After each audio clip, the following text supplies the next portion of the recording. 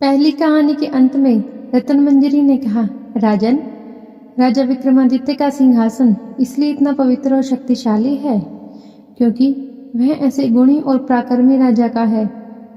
इस सिंहासन पर बैठने के लिए आपको भी उन्हीं गुणों को धारण करना होगा। नमस्कार, भक्ति कथा और कहानी में आपका स्वागत है।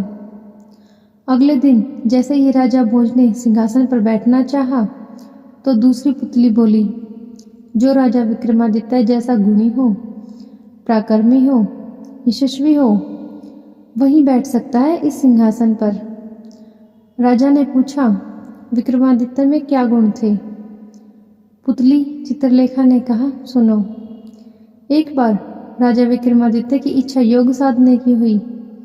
अपना राजपाट अपने छोटे भाई भृतहरि को सौंपकर अंग में भभूत लगाकर जंगल में चली गई। उसी जंगल में एक ब्राह्मण तपस्या कर रहा था। देवताओं ने प्रसन्न होकर उस ब्राह्मण को एक फल दिया और कहा, जो इसे खा लेगा वह अमर हो जाएगा। ब्राह्मण ने वह फल अपनी पत्नी को दे दिया। पत्नी ने उससे कहा, इसे राजा को दे आओ और बदले में कुछ धन ले आओ। ब्राह्मण ने जाकर वह फल राजा को दे दिया। राजा अपनी रानी को बहुत प्यार करता था। उसने वह फल अपनी रानी को दे दिया।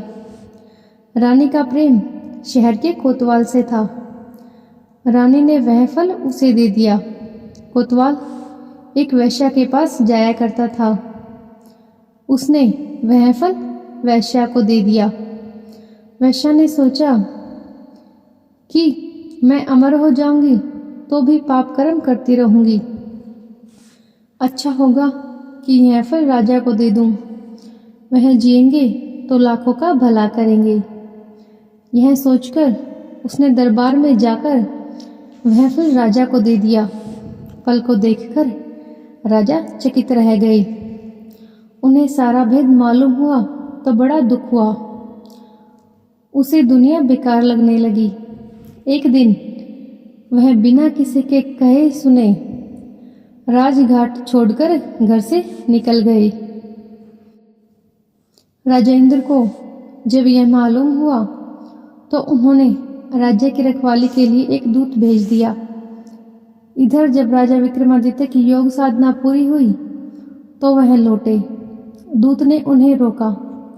विक्रमादित्य ने उनसे पूछा तो उसने सब हाल बता दिया। विक्रमादित्य ने अपना नाम बताया, फिर भी दूत ने उन्हें न जाने दिया। दूत बोला, अगर तुम विक्रमादित्य हो तो पहले मुझसे लड़ो। दोनों में लड़ाई हुई। विक्रमादित्य ने उसे पछाड़ दिया। दूत बोला, मुझे छोड़ दो, मैं किसी दिन आपके काम आऊंगा। इतना कहकर पुतली बोली, राजन, क्या आप में इतना पराक्रम है कि इंद्र के दूत को हराकर अपना गुलाम बना सको? अगर आप में इतना पराक्रम है तो आप अवश्य ही इस सिंहासन पर विराजिए।